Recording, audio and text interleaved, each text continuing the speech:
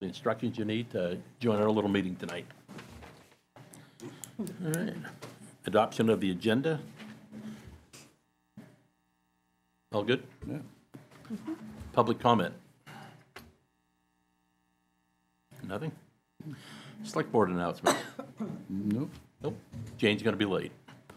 Well, that's an announcement. There you go. Yep. Town administrator's report. Thank you, Mr. Chairman. Good evening, everyone. I do want to start by making a request to the Select Board to support a recommendation for hire. We have recently conducted interviews for our Deputy Town Clerk position, and we are recommending Deborah Davis of Harpswell to become the next Deputy Town Clerk. She currently works for LL Bean. She has a very strong background in administrative skills, customer service skills, and we think she'll make an excellent addition to the staff. So we would ask that you support the recommendation in the memo that was written to the board this week. Looks like you've done your due diligence, so I so move. I second it. All in favor? Thank you. In terms of other positions at the town office, if anyone's listening, we still have openings in code enforcement. We have started interviews, but we're still accepting more applications. We also have a part-time bookkeeping accounting position available, and there will be a full-time position available at the recycling center starting in May. So check our website out for more information. I also wanted to report to the board last week, you heard from Paul Solselski, who is the Town of Harpswell's representative on the Restoration Advisory Board. He was going to get back to us with perhaps some cost estimates for PFAS testing in Harpswell waters. He has subsequently learned that the Friends of Casco Bay has a fairly extensive monitoring program. He's learning more about that, and he's not recommending at this time that we necessarily spend any money until he further investigates what they're doing and their opportunity for doing more. So that's my latest report on that item. And I also learned today that the town is potentially going to be getting a grant to design kind of a natural solution-based, mitigation strategy at the bluff, the coastal bluff at Mitchell Field. So the town was approached by the Cumberland County Water and Soil Conservation Entity. Mary Ann Naif, our Conservation Commission chair, knows more about it. And so I just got an email late this afternoon saying that Harpswell was one of the selected locations. The grant designs a solution, but it does not then pay for the actual solution. So it's similar to some of the other resiliency and sustainability work that we're doing on town roads. We're developing designs, but we're not necessarily moving forward with implementation or construction at this point. So, I'll come back to the board when I have more information about what the town's obligations are with respect to that. But I think it's fairly minimal. Some staff time, but not too much, hopefully. Trying to think if there's anything else to report. I guess I do want to mention that the Comprehensive Plan Task Force is holding a public hearing on Saturday at Harpswell Community School at 10 o'clock. So this is a pretty big discussion for the town of Harpswell. It lays out a vision for the next 10 or 15-year period. There's been a lot of online discussion and public meetings that have been held periodically over the last several years, but I think this is an opportunity for people to weigh in before the town meeting on March 8th. So thank you very much. That's it? Consent agenda. I move the consent agenda, which is the election workers' appointments and authorization of the warrants. Second. Simon, all in favor? Aye. All right. Vision appraisal update on revaluation.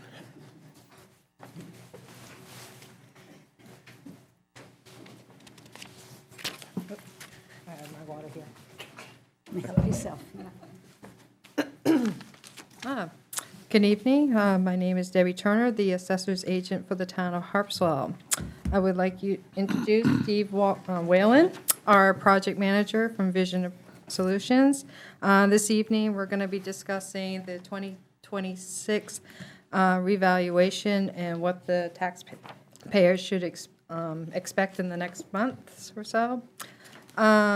Next week, Vision is going to be sending out a introduction letter to all the residents. It's a summary of the key points of what he's going to be presenting tonight. The town is going to be sending out a separate letter that is going to be requesting information. Since this town is, due to the diversity of our community, we have rentals, we have seasonal, we have year-round residents. So when Vision does the data collection and they're measuring your home, your property, and nobody is home, we're not going to be leaving any door hangers because we don't want to be presenting that someone's not living there at the time. So with this information, it will help us contact you to find out what's the best way or when you're in town for us to come and visit you again, type thing. So tonight, Steve's going to be doing a PowerPoint of our presentation, so please join me in welcoming Steve, the town manager, and the reval. So. Thank you. Good evening. I'm the project manager for Vision Government Solutions, and we're doing a revaluation. So this is just a couple steps in what we're going to be doing out there. Maybe, there we go. So the revaluation steps, so we have the data collection, which will be starting in March. The market analysis, which would be analyzing all the current sales of valid sales within the last 2 years, analyzing them to come up with the valuation for the all the properties, vacant, commercial, and residential properties. Then we do a field review, which is just kind of a quick drive-by using the property record card and seeing what we see on the property record card matches what we see at the old days. property. Like the old days. And then we do the informal hearing. So once we send out the values to everybody in town, they'll have some information where you can go online or call us and set up an appointment, and you can talk to us about why the value is incorrect or something possibly that we missed. The data collection itself for the exterior, we're just looking at, everything that we looked at before, the style of the property, different styles command different values. The quality, the condition, the story height of the different sections of the property, the materials used, the year built, making sure that the sizes of everything's correct, and the land, and if there's any topo issues. And these things all add to the valuation, something small each. The data collection for the interior of the property would be quality, the condition, the bath bed count, the floor finishes for the walls and floors, the kitchen, bath, and style, updated or not updated possibly, heating with or without AC, attics and basements finished or possibly not finished, and other amenities like fireplaces, elevators, extra kitchens, et cetera. They also add value to the property. So we'll be looking for all that. We're analyzing all the recent sales for the past 2 years, and that's valid sales. So any family members or zero value sales aren't considered valid. So that would just be between two people that don't know each other and typically on MLS, so anybody has the opportunity to buy the property. Gathering the data from the property, we're talking to any managers, developers, local real estate people. We're getting information from everywhere we can, not only just the sales, to help us come up with the correct values. And for the commercial, typically, we're analyzing the actual income. So that's an income and expense statement. So if you have a warehouse and you're renting it to somebody you don't know for $6 a foot, then that'll help us value that property because we'll know what the income's derived from that, for example. Once all the data is collected, we're always checking for the accuracy of it. The appraisals determine the value of the land and the buildings. And the land is the same idea. We're looking at all the vacant land sales that happen only within Harpswell and making sure they're valid and seeing how much land there was involved. And then, of course, the location. So obviously, if it's on the water, it's worth a lot more than it's not on the water. So factors like that are included. Establishing neighborhoods, and that drives up how much you're paying or the land value, the site indexes. Desirability for the location is a big factor, always in every town. 3 approaches to value. The residential typically will use the cost and the sales. So the cost approach would be like a builder's manual telling us how much it is per square foot to build a house. The sales would be the recent sales within the last 2 years of similar properties. And the income approaches, like I was talking about, would be the rental for either a retail office or some sort of warehouse type thing, how much per square foot they're getting. So, and the income's really only used for income producing or commercial properties, not the residential properties. And then we're looking at, with the cost approach, the recent sales like we talked about, with the vacant, improved properties, just making sure that they're arm's length and valid, that we don't have any stragglers in there that we missed that we're going to use as our analysis. Local building costs, price per square foot of research, and we use typically use a Marshall and Swift, which is a builder's manual, giving us the national sources. And then they're tested against any recent sales to make sure that we're close with the cost prices. The sales of older houses are analyzed, determined. We're always trying to determine what the depreciation is. Of course, it depends on what type of condition they're in. And then we update those tables also. In the land models, they're created from any vacant land sales, and then back to the location or the site of where it's located will determine how much the land's worth in that case, for residential and commercial land, for example. The sales comparison, similar. Recent sales of vacant and improved properties, always researching and making sure they're arm's length. And the data collection that we're going to be out there starting at the beginning of March with people out in the field knocking on the doors and verifying what's already there or isn't there and adjusting that. Affecting the market value, basically that one. And then sales are also used to set the land values in developing the cap rates for the income, which are only, again, that's only used for commercial properties, would be cap rates and any type of rental information. And then the income approach, any recent commercial sales, since you don't have much of a commercial base, there'll be fewer of those, obviously, than the residentials, but we do look at them to make sure, again, they're arm's length and a valid sale. Income and expense forms are sent to every commercial property, and if it's not owner-occupied, then typically they can send it back telling us what they're renting them for, and we'll analyze that, and that'll produce some models that will apply to all the commercial properties once we set up those rents, expenses, and vacancy.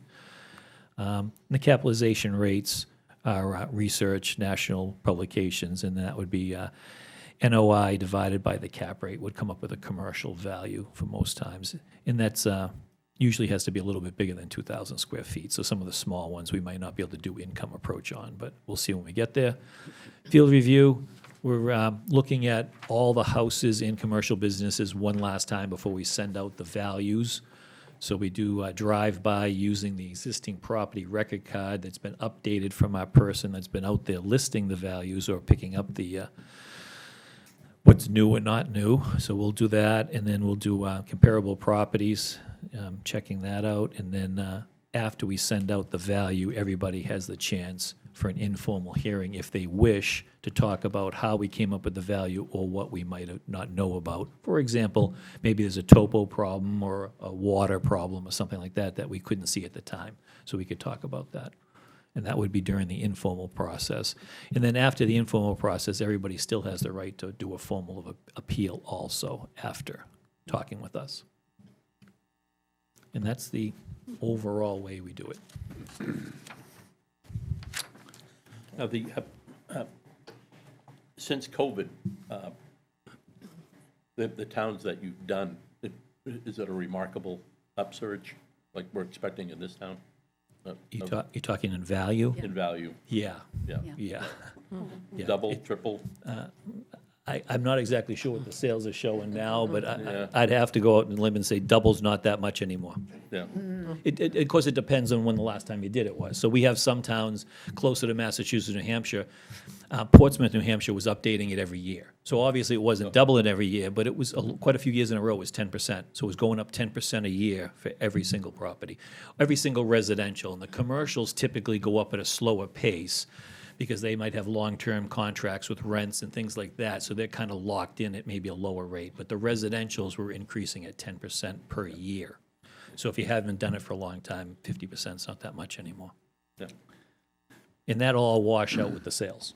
So we'll see what the real numbers are once we analyze the last 2 years of sales.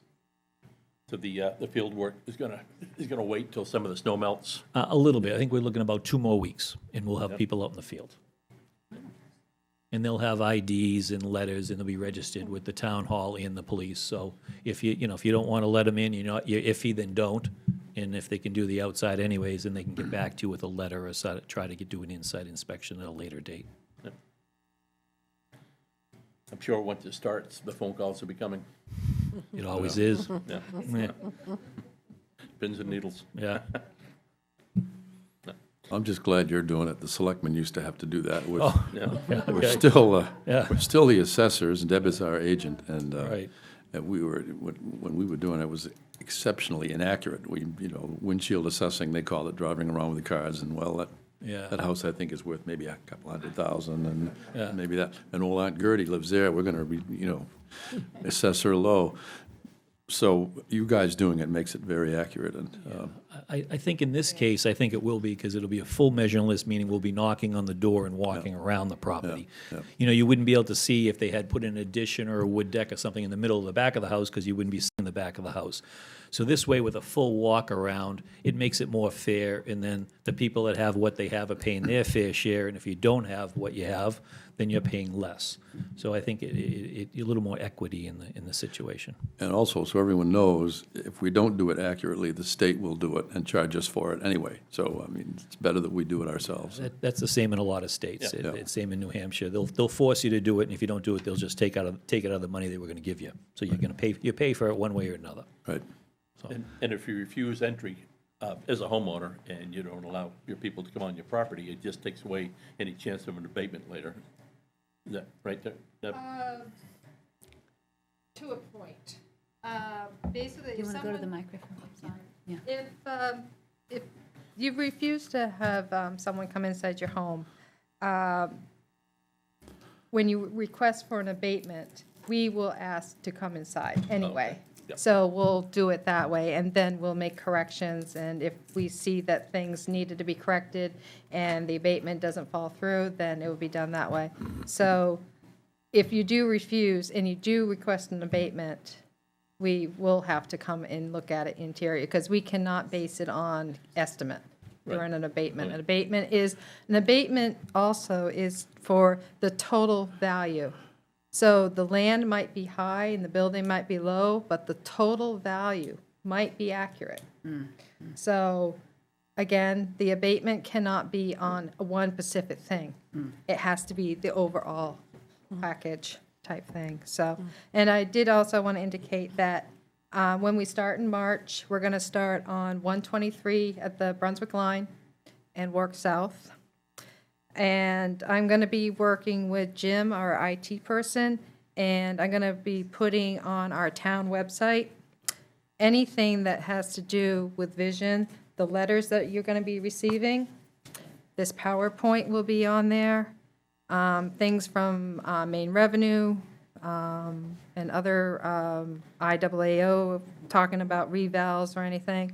So if you get anything in the mail that you do not see attached to our website, it's not us. So I'm going to try to make sure that everything that Vision sends out is on the website, and keep up to date of the people that will be coming out to visit you. I will have their name, their vehicle information. They'll have a letter on them saying that, and it's signed by me, saying that they're allowed on the property, that they're representing the town, basically. So make sure they follow through pleasantries and stuff. Let's see, what else is there? I think in all, Vision's going to be doing 4 letters. First one, like I mentioned at the beginning, is that the intro letter, letting you know that we're coming out and what's to expect. The next letter is if we can't get a hold of you to do an interior inspection, we will send you a copy of your property card and see if you can make changes of anything that is wrong on your property card, and send that back to them so they can update the data that way. Then the third letter is the new valuation letter of your new assessment. And the final letter is if there was a formal meeting and there were some changes, they will let you know if they made changes or if they didn't make changes before you get your tax bills in August of 2026. So Debbie, the schedule will be on the website, because I think people will be interested in how they're going to this- move through the Yeah, town. yeah, basically, we'll let you know what sections of towns we'll be working at. Like I said, we're gonna start at 123, and they're gonna go back map by map, by map, by map. So that's why I said, due to the diversity of our town, not everybody's gonna be home. So by getting this extra information that we're requesting, we can somehow get a hold of you to set up a scheduled time. Yep. Oh, you want to, Elaine, go to the mic, please, so everybody in the world can hear you. I know, sorry. yeah, Oh, sorry. Yep, sorry. that's all right, just, Interior oh, inspection. state your name before you start. if Okay, you don't mind. Elaine Bauer, South Harpswell. So the question is, for an interior evaluation, can we set up an appointment? Because my husband works from home. So, So what they do, Mike, they're Deb. gonna knock on the door, and if they can't do the interior at that time, they're gonna ask if it's okay to do the exterior, and then you're gonna be put in the file of reviewing, requesting to set up an appointment, Okay, basically. fine. So one way or another, you'll be hearing from me or Vision Okay. to do an interior inspection at your convenience, so. On these, I should say, not conveniently, we're gonna try to set a day, like a Friday. A lot of people come and visit on Fridays and stuff like that, so we might have the person come, have a whole schedule of a certain area being done on a Friday, and the following week, another section, because we don't want someone to be at Potts Point and have to go to West Cundy's Point within a half an hour. It's not gonna work. So we're gonna try to schedule people in certain areas, so it might be, we're gonna try to make it as convenient, but we don't want our field people all over the place either. So, hope that answers your questions, and I hope everybody participates in this, because the better the data that we collect is the better the data we know for everybody is accurate information for their fair share of taxes of the town, so. I Thank you. suspect our mill rate will go way down after this. It matters on the I can't do the mill rate. It's more the town budget of the school, the county, and the municipality Yeah. and stuff, so. I only put the value. I do the value, Yep. and then we apply the mill rate to it, so. Yep. Yeah. Oh, and when the field workers out there, like I just said, the assessing doesn't set the mill rates. So Right. they're not gonna know what their value is gonna be on their property. They're just collecting the data for the property. So if you ask them about, what do you think my value is gonna be? They're not gonna know, because they're not doing that. Somebody else does that. So they're just collecting the data, making a lot of notes. And the implementation is with the 2026 tax bills, correct? So it's Correct. likely to be Yeah. August of 2026 when those Correct. tax bills go out? Yep. Yep.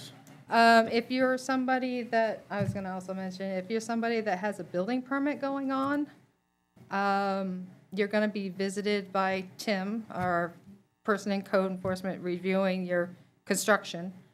And then this spring, if you got your building permit prior to April 1st of 2025, I will be coming out and visiting your property and getting your assessment for this year's 2025 using the old tables. And Vision will be going map by map, visiting too. So they're going to be gathering data, but they might have to come back and visit you again in 2026, because they're going to assess what is done as of April 1st, 2026. So,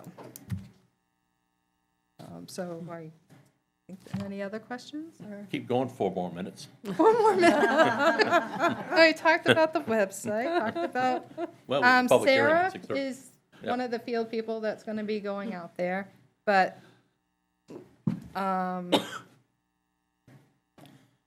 I don't know what else to say. You go ahead. I'll try. So during the informal hearings, when we send out the tax, the new tax or the new estimated value of your property, you can dial an 800 number and make an appointment that way, or you can go online and do your appointment 24 hours a day yourself. And then when you call, it's been running about 50-50. Half the people want to do a phone appointment, so we can set up a time and we'll talk to you on the phone. You don't actually have to come somewhere, and the other half of the people could be in person.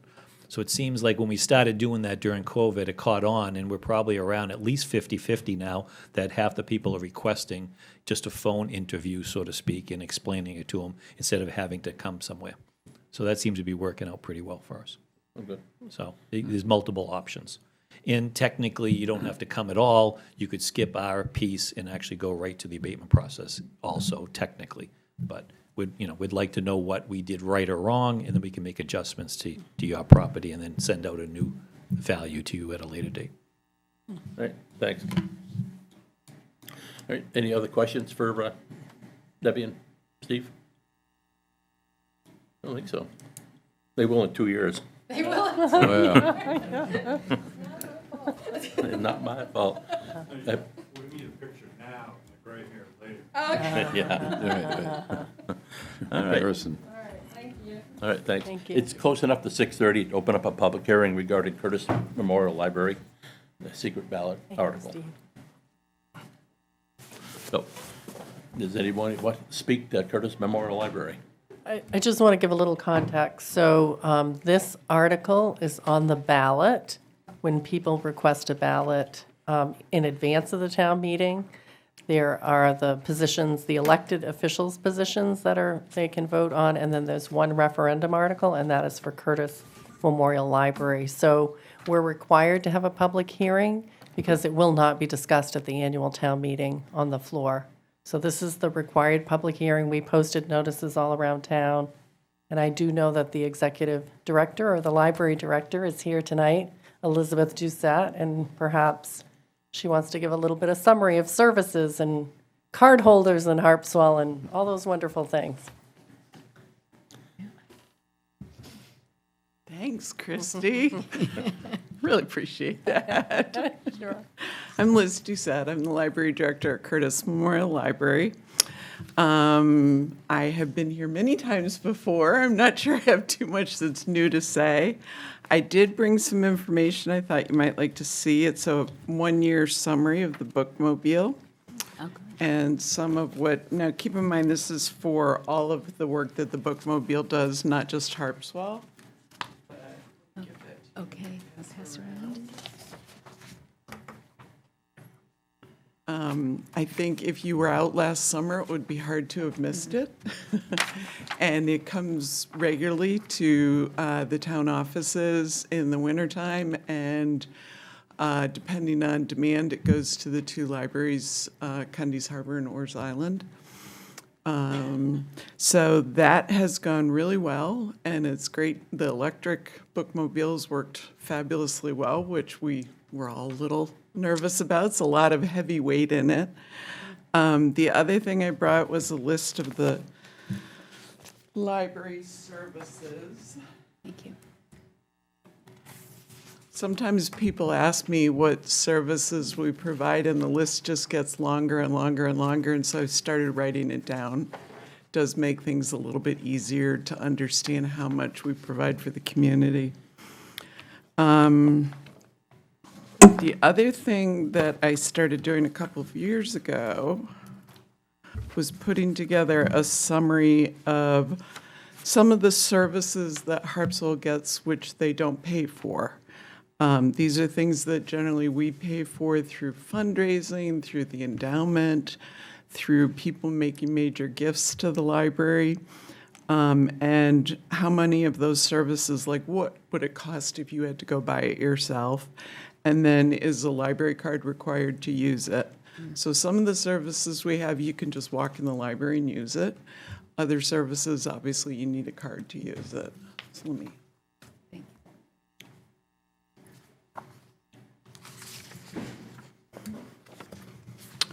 And the perennial question.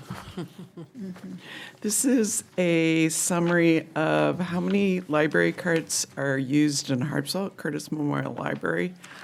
The way to interpret this is when you get the number since the beginning of each year, how many people have used a card. So the further back you go, obviously the numbers get higher because it's counting more people. It's not declining in use, it's just counting a bigger period of time. So.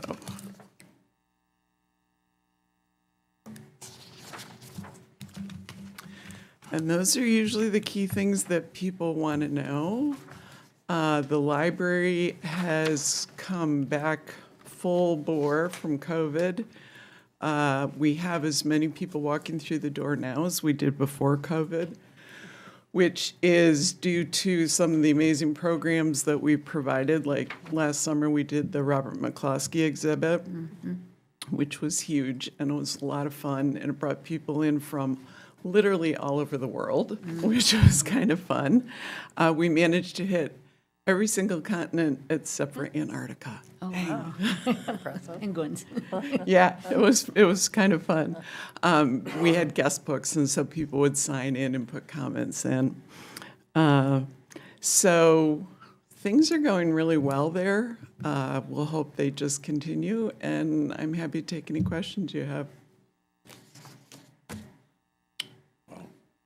Just a couple of things. So the appropriation amount is staying the same. It's been the same for the last 3 years, I believe. This is the third year of yeah, a three-year yeah, MOU. yeah, Yep. yeah. And can you talk a little bit about the collaboration with the local libraries? Yeah. Forest and Cundy's? my I thunder. think that came up during the budget committee, and it was good to hear kind of what that's like. Yep. They, we take the bookmobile down there. That has depended on the use, the community, like sometimes if you go and nobody shows up, then you wait and go another day and see if that's better. We also provide interlibrary loan for the libraries in Cundy's Harbor and Orr's Island. So they can basically get books through interlibrary loan by going through Curtis. So we pay for all of that.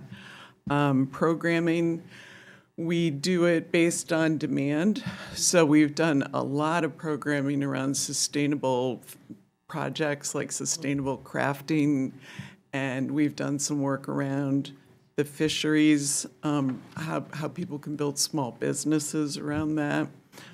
It's sort of based on demand. So we're happy anytime somebody has a program idea, we're there.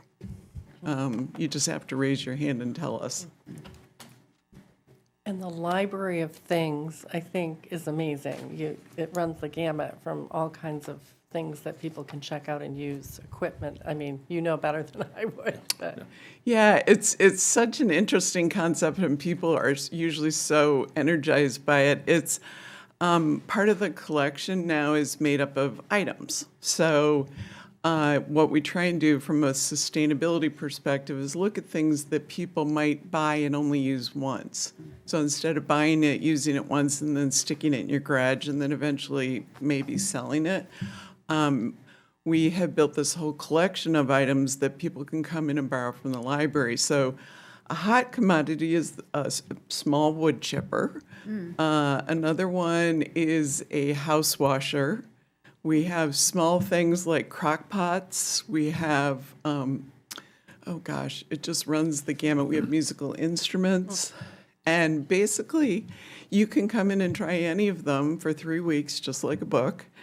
And if it's something that you enjoy, then maybe you go home and you do buy yourself one. Maybe you sort of say, not my thing.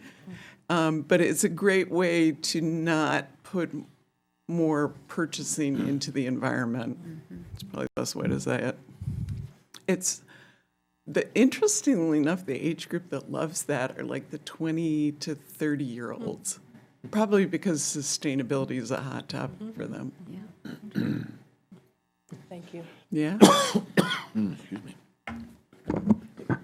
Liz, I just wanted to point out too, I often will tell, we see kids and families here, obviously, and sometimes cost can be a factor for kids not getting out to certain locations. And I am not sure how to get this word out more, except that I'm working on it for the kids that I interact with and their parents. But I mean, there's discounted tickets to the botanical gardens. I mean, I don't know how many places, but it's just a great plug to be able to get that word out there to the families that, you know, would make an opportunity where one didn't exist before. Yeah, you guys are doing my work for me tonight. Thank you. We actually, one thing I always try to remind people of is we have museum passes, and they're not just in Brunswick, because there are museums in Brunswick, but not a million of them. We have museum passes for down in Boston.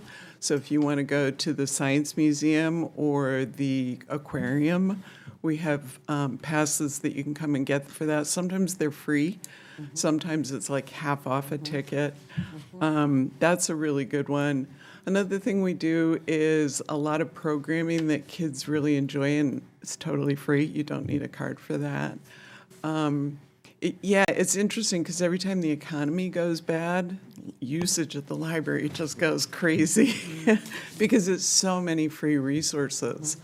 And it kind of, there's movies, there's DVDs, we have digital download books, which in Harpswell I think is a nice thing because you don't have to leave your house to get books. We also have digital magazines. It's kind of gotten to the point where you could never leave your house and still use the library. So I don't see the Zoom platform up there. Do we have anybody? Oh. Jim?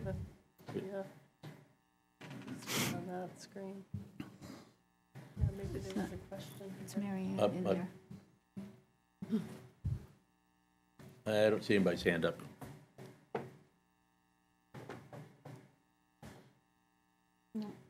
Oh, there's a hand.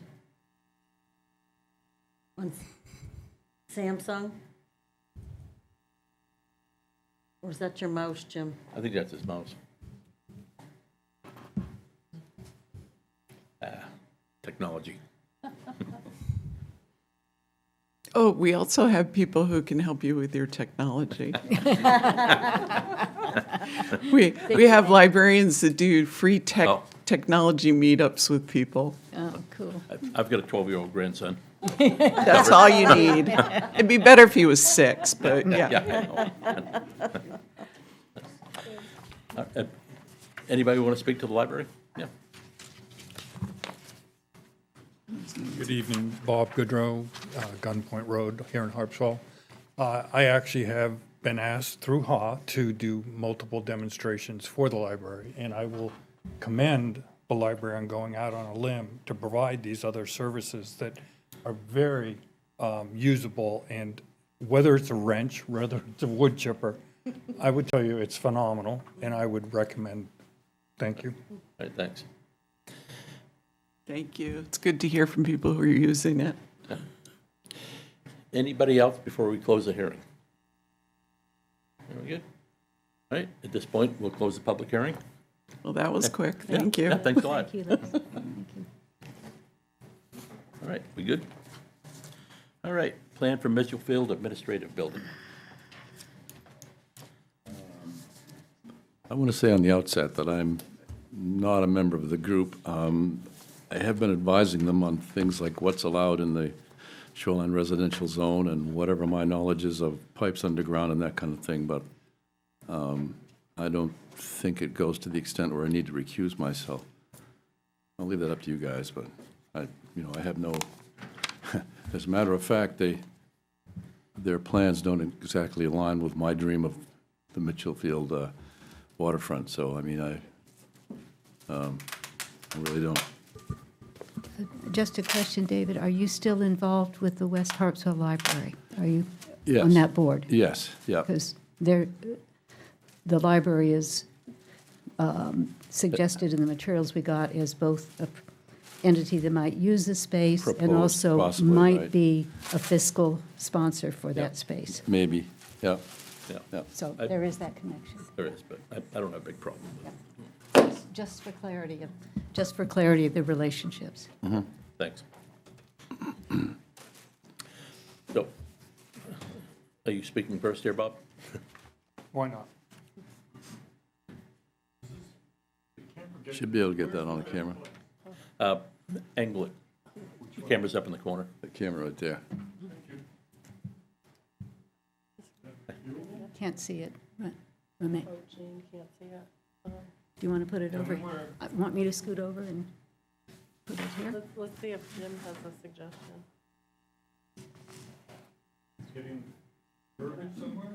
Yep, I think Jim's working on it back there.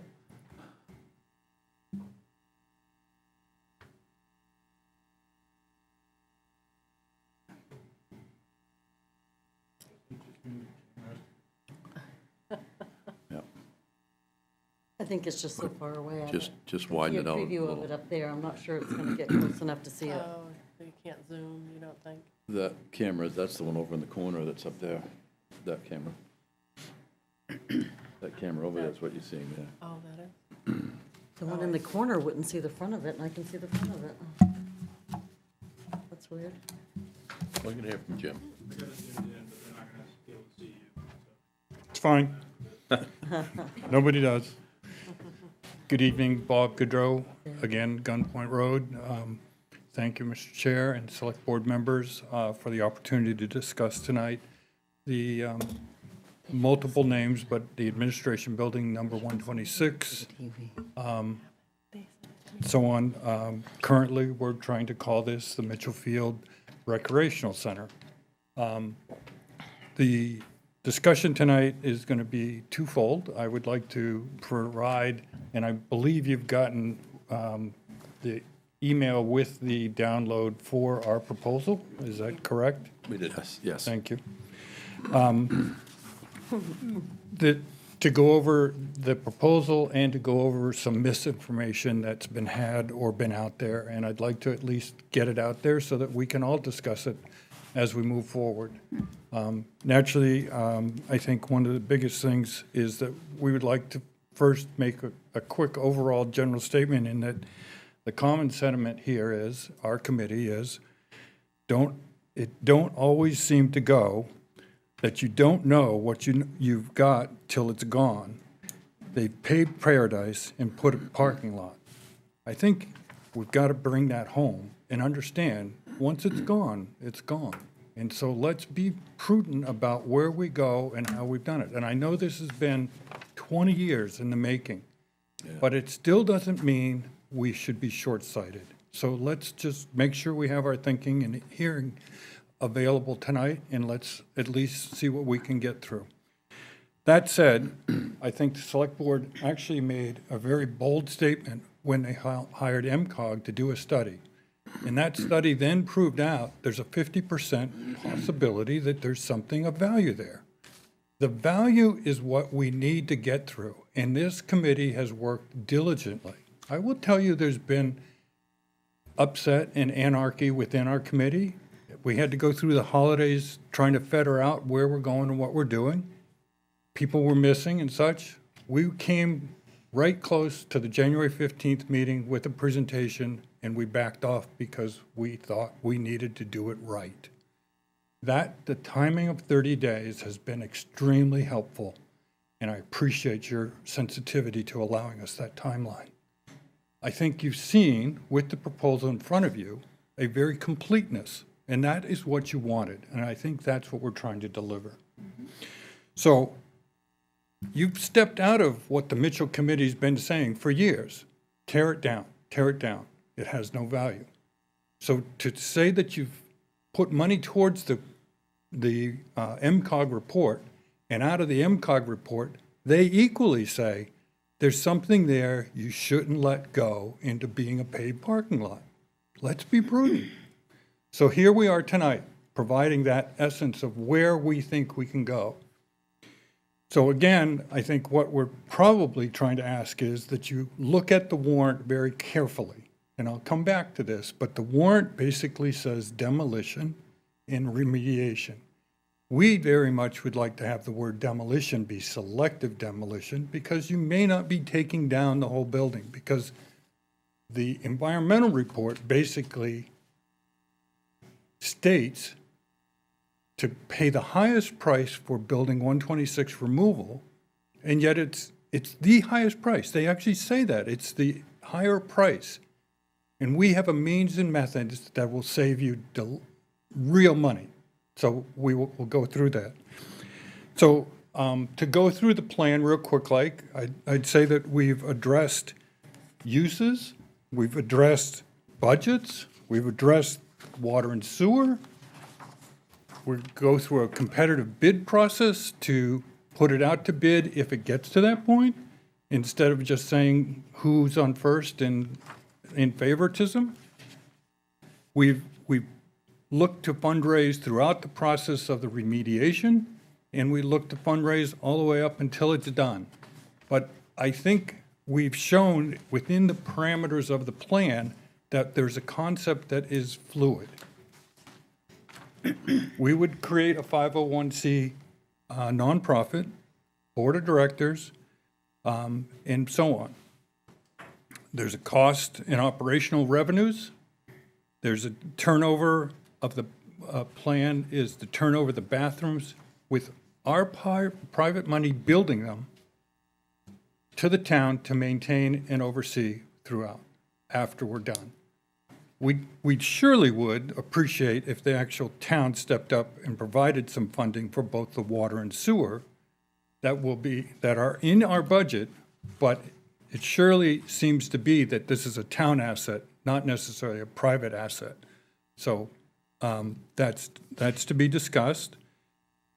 We went out and tried to talk with towns and other towns to understand how their alcohol provision operates within a town-owned property that is subleased. And we think we have an opportunity that can allow you a direction that allows alcohol, because it's a major funding under weddings or some other events that might happen there.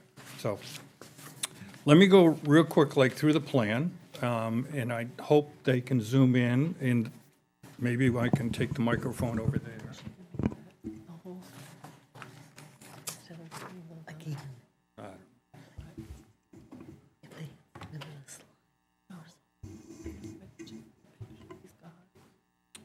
So the plan is basically, if you take the shape of the administration building as is, this used to be the fire barn, this used to be the kitchen and living quarters for the fire department. This used to be, well, the boiler room was here, and this used to be an administrative part, as is. The foundation of the building is not being taken away. There's this section here would be removed. This would be the main feature in which the recreational piece of the center would be ours. And the reason is that the addition here is a stage outbound towards the water. It does comply from everything I've been able to review. So that if you were to be sitting in here, in the middle, you'd be looking out at the stage. This is a glass wall, and the water would be beyond, and actually the boat ramp and the pier. And I can give you a little bit better understanding of that in a cross section, if you don't mind, real quick like. If you were sitting in the middle of the garage right now, naturally the lead paint chips would be falling on you, the boat would be in the way, and it'd look pretty darn grungy. But tomorrow, when it gets cleaned up and it has new paint on it, I call it lipstick, but it's new paint, and you're sitting there and you're looking out at the performers and you're seeing the water in the background, I think this becomes a one-of-a-kind facility this close and this opportunistic for a lot of other people that have gained interest as we've gone through this plan. So I ask you to have vision. And my vision, and I'm sorry I'm going to give you a little story here, but my vision is you're sitting there, it's been a rain event, so the band is actually playing at this facility. It's 8:15, and the sun starts to creep through because the clouds have opened up in the westerly sunset, and the sun's coming off of the water into this facility, and the band is playing its last number. I would think my face is probably orange because of the sun reflection, but I can hear the music. The air is coming off the ocean. I think it's one of those gleeful moments that we all appreciate. So I want you to see that vision from my perspective as well. What is more important to me is the next morning, four pickleball players are playing inside this facility. Harpswell Land Trust summer camp program, the kids are coming in underneath the canopy. Next door in the small conference room, JW's typing on his laptop with his headphones on, and there's another group on the front of the meeting space, meeting to talk about a book review. I think that's a full-service property. I think that is where we've come through with all this time to find and identify uses that will be sustainable 4 seasons a year and continue into the future. That's what's been important about this. So then, what the piece of building we're taking down would then be additional picnic area, and there's actually some covered awnings or canvases. And this end of the building would be the public bathrooms, water and sewer.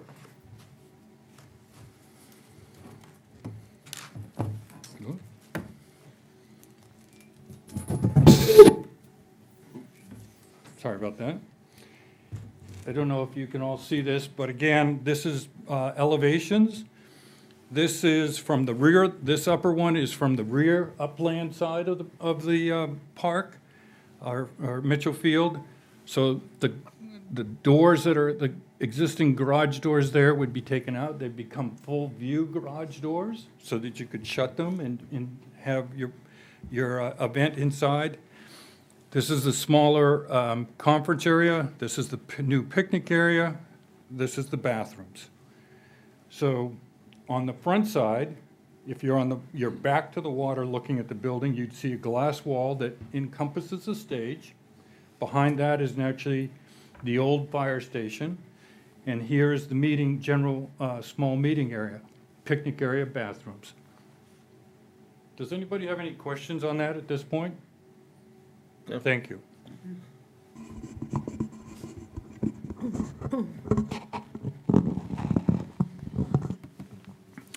So we are still out there soliciting parties of interest. It seems to be growing as we get into this more. And we also are trying to work with organizations that already exist in the town or that would need or currently use this facility. So our outreach has not stopped. So I'd actually like to show some details on probably the bad press that has come from the Mitchell Field, and I'd like to go through that just so that we have an understanding. So we've been told that the building is needed for parking. We've been told there's parking problems. We've been told there's needs a better view. We've been told that the environmental costs, you should tear it down. So let me go through the parking. Number one, the building's 130 foot long. It stands 12 foot high on one side and 19 feet on the other side. The view corridor that it displaces at Mitchell Field adds up to 1.46% of 119 acres. A little over 1% of the view is blocked by the building. I'm not sure I can get out of bed and see that that's going to be a differential downer for this property. So I just want you to consider it 1%, this building blocks the view. So I don't know that that's a big item. There's a lot that we can worry about, and I'm not sure 1% is it. We equally, though, take 40% of the building down to improve that view. So you're down to 1% after we remove the middle section.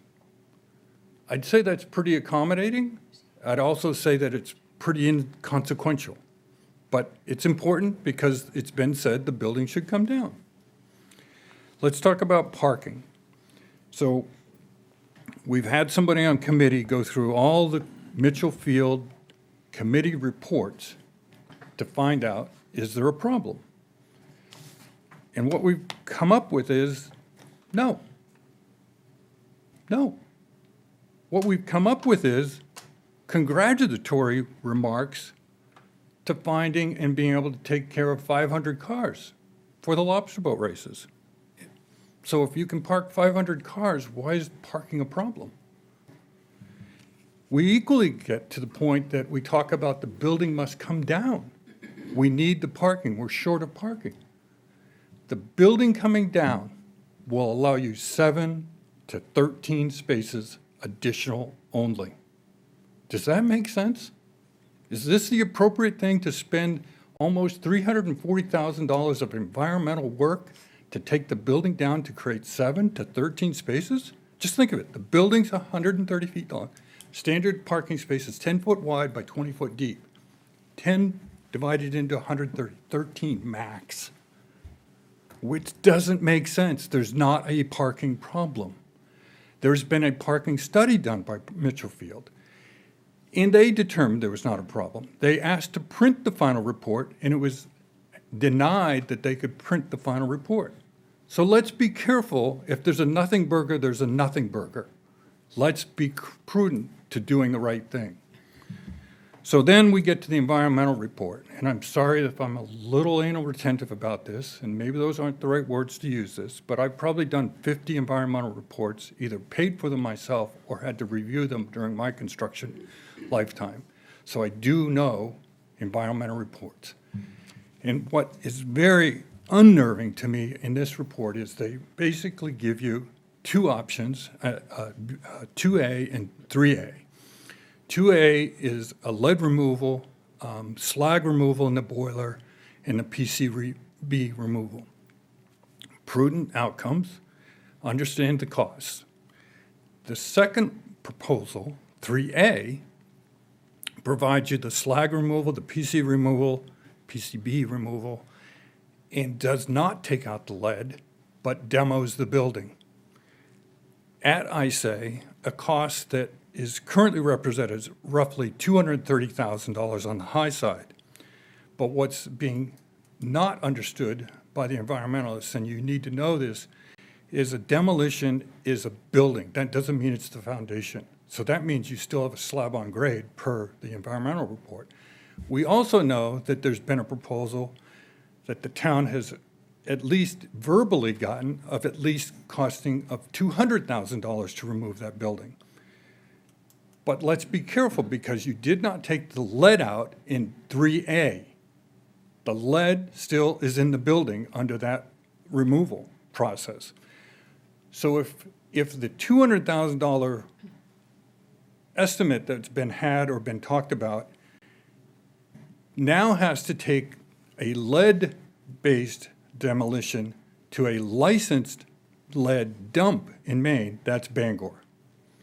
So I bet you that $200,000 wasn't in consideration to removing lead-based materials, meaning block, brick, steel, roof, whatever. So let's be careful. If the number is really $340,000 on the high side to remove, and it's been recommended in this report without legitimacy, that we spend that money versus possibly, I think, $150,000 on the low side to remove the lead, do the slag removal, and to take care of the PCBs. I will tell you, PCBs are very expensive to deal with, even though we're talking about a half-inch caulk around a window. 2 windows and 3 doors is $70,000 in this report to remove it. The reason is there's usually a minimum fee, and it has to go to Michigan. Wisconsin, whatever, it's up there. It's not local. And so there's minimums that get involved in this whole thing. The outcome of this is that what we have shown you on this plan is by taking the center core out, that's where the 2 windows and the door that have the PCBs in, that under their report, they basically initiate the fact that because they can't control the removal around the fenestration, meaning the windows and the doors, that they recommend that the whole expensive, more remediation be done. I don't know where that comes from, because when the report starts, it says the town's recommendation is to reuse the property. But yet at the end it's removed. We jump to one to the other very quickly, and it's not consistent. And I say that in that you can go to the report on page 5. It says the recommendations that the current owner plans to redevelop the property for municipal and commercial usage. But yet you go to page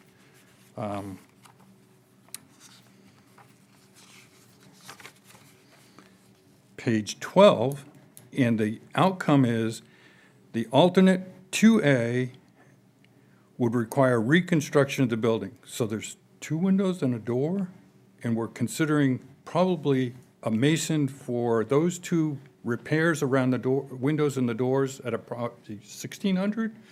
So maybe $5,000 repair, but instead they make the recommendation that alternate 3A is taken on.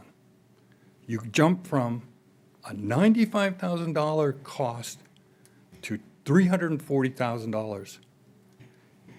If you take our plan, we can save you approximately anywhere from about $153,000 to $208,000, and I'd say that's worth consideration. So not to belabor that point, I just think that's worth talking through a little bit more.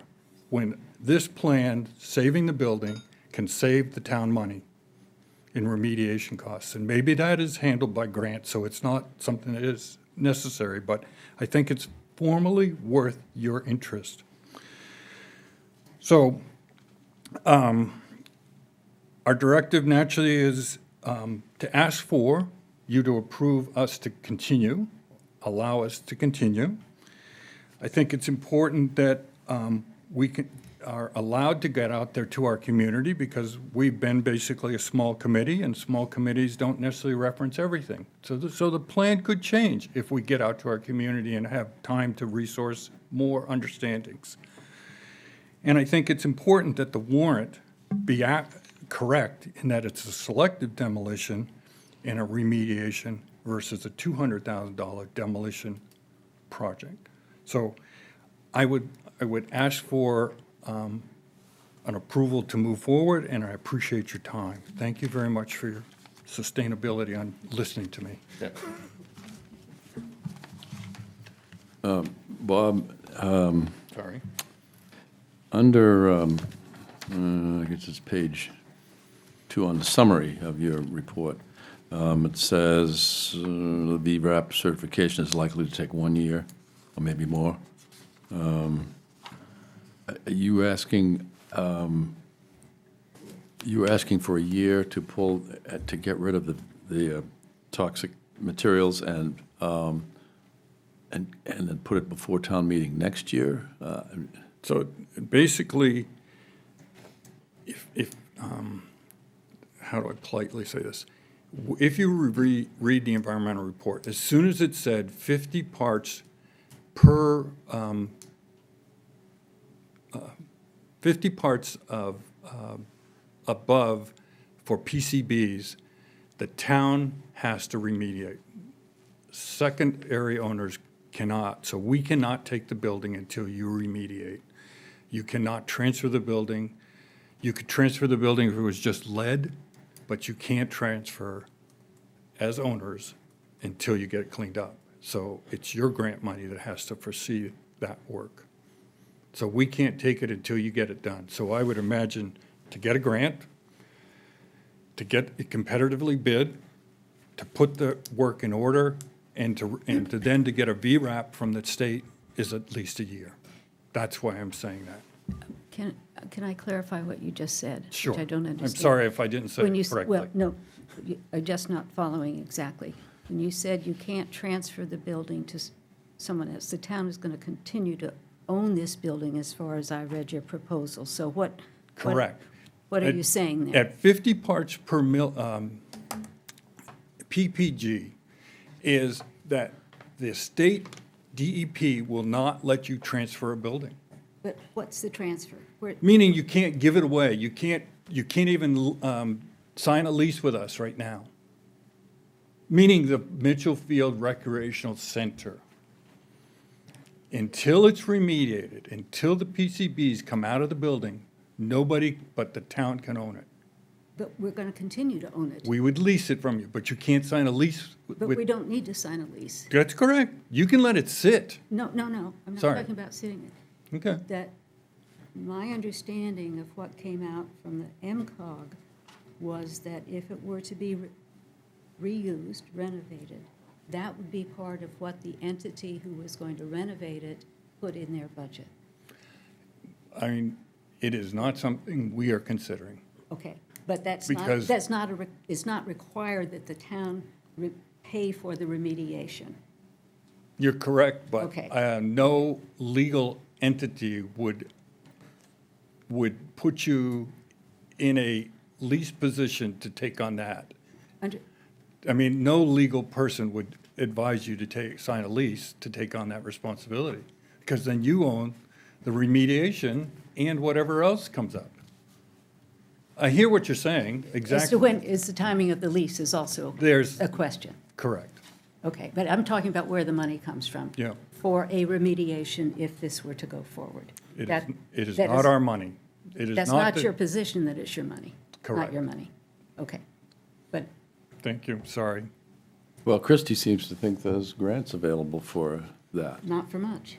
Well, the report, the MCOG report says there's a cap of 50,000, at least in this particular grant that DEP was talking about. Yeah, okay. Yeah, I mean, the last one I worked on was Greater Portland, MCOG, through DEDC. That was a grant founded, and we were able to remediate a building for, I think, Avesta Housing. But it is, yes, there's not a lot of money out there.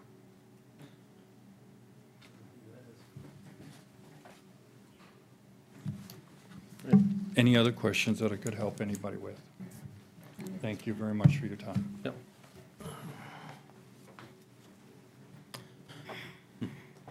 Anybody else?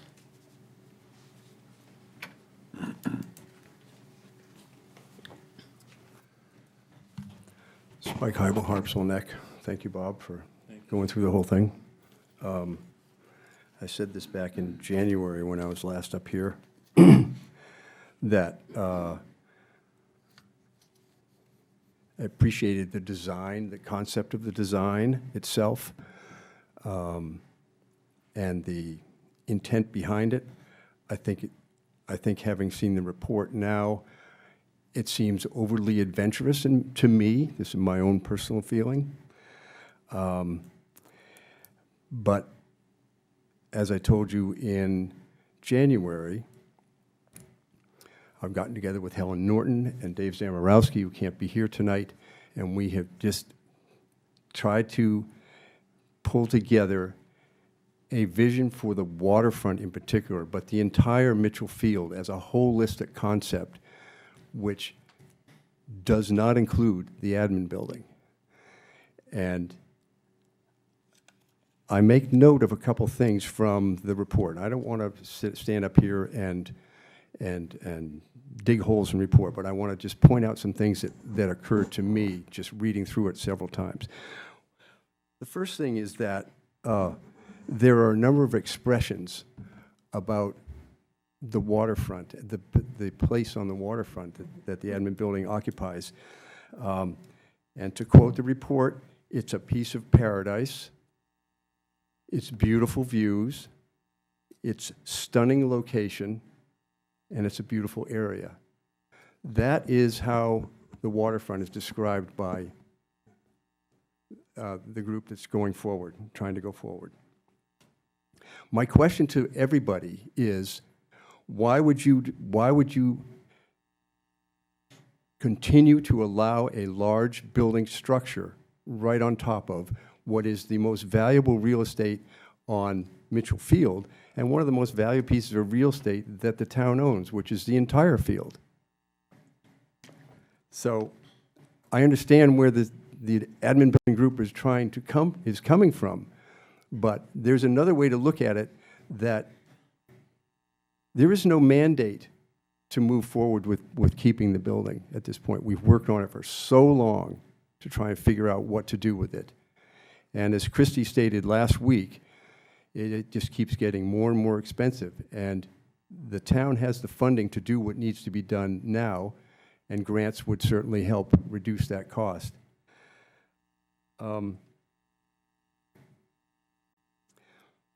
Why do we keep picking away at Mitchell Field? The survey of 2022, which the report references, very carefully picks through the data, which is their right to do. But essentially, and in their own words, they use the word murky, the decision whether, the opinion as to whether to keep or remove the building, it's basically a wash. It's 50-50 one way or the other. They're absolutely correct that bathrooms are a big deal for Mitchell Field. If I went through all the comments from the survey, and I had collated all the different things that people talked about, and bathrooms are way up there. I'm not sure we need bathrooms with showers. I've never been to a boat launch yet that has anything other than nice pit-style toilets that are, engineered to stay clean and stay. They smell clean, and anyway, they work. You go to Muir Point, you use those over there. They're just perfect. Do we need showers? Some people have said they would like to have showers. Some people have said we'd like to have showers for our dogs. That's not funny. That's what it's in the comments. We'd like to have a place that, we automatically fills bowls for our dogs to drink water. I'm a dog owner. I love my dog. I love taking her to Mitchell Field, but I don't need all those things. So I think that's a little bit of, there's some hyperbole going on there. And the cost to the town, if the town is required to pay for the water and septic, that's what the town's going to, may have to pay for, because you got to have water and septic to run a bathroom that has water, running water. But that's a lot of detail. One of the things that I noticed, and Bob was just sort of finished up with it a little bit, was keeping the overall footprint. Am I still on here? Did you hit the button down below? Should be bright green. There we go. There we go. Keeping the existing footprint of the building. And with the suggestion on page 18 that there's a possibility that might have, in the future be used. What does that mean? Does that mean building structure within the area that is between the bathroom? In other words, filling the building back in again? That's something that is being left, as an open question. In other words, this is not I recognize that this is a design concept, but generally I think if that's the direction it goes, then they're saying, but we could go further.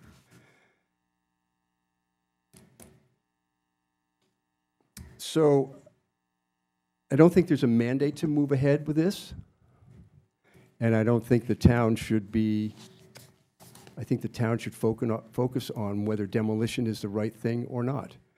And the warrant language certainly does that. The last thing and the other aspect of this I'd like to just bring up is that I'm no longer on the Mitchell Field Committee, but when I was, we never got a visit from this group to talk about the building concept, the design, anything about parking, nothing. We never heard from them. They came directly to you.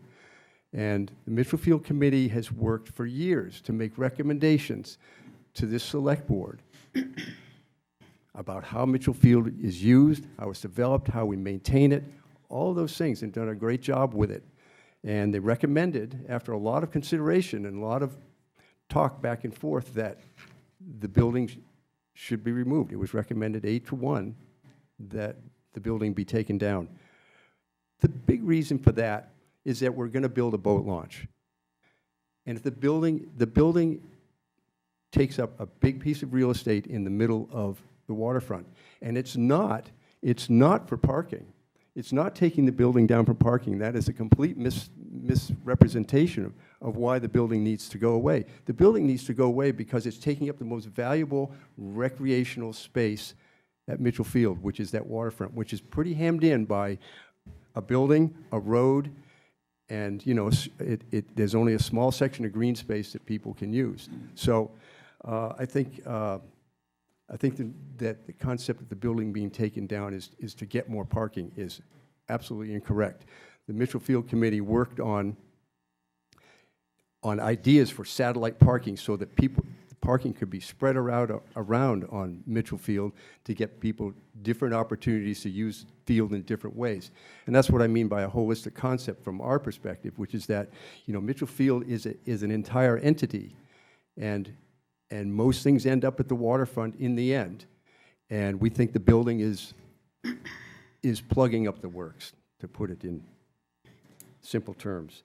My last statement, my last comment is that starting in the 1980s, I've spent a fair amount of time working on capital campaigns for various things.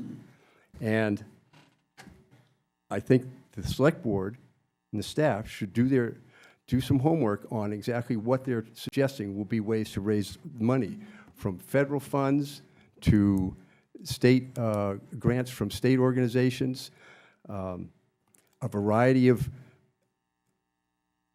unstated charitable trusts and another trust. In other words, that list is one suspect in my mind, and I've talked to some other people that I know about, look at this list of potential funding sources and how they're going forward with it, and what do you think of it? And the general reaction is, this is not a good plan. It's a list of things you could do, but it's not really, it doesn't have its feet solidly on the ground as far as I'm concerned. So I think that's something you should take a strong look at. What's the fiscal ability of the organization to do what they want to do? $1.5 million, and by the time you get done messing around, maybe it's $2 million. That's a lot of money to try and raise. And the last piece I would say is that there is a statement in the on page 21 of the plan that says that should the LLC dissolve, the town gets the building. So if the LLC, folds up its tent, either partway through the process or just after the process, the town is going to end up holding the bag, and I don't think that's what we really want to do. There's maintenance, there's expenses involved with that.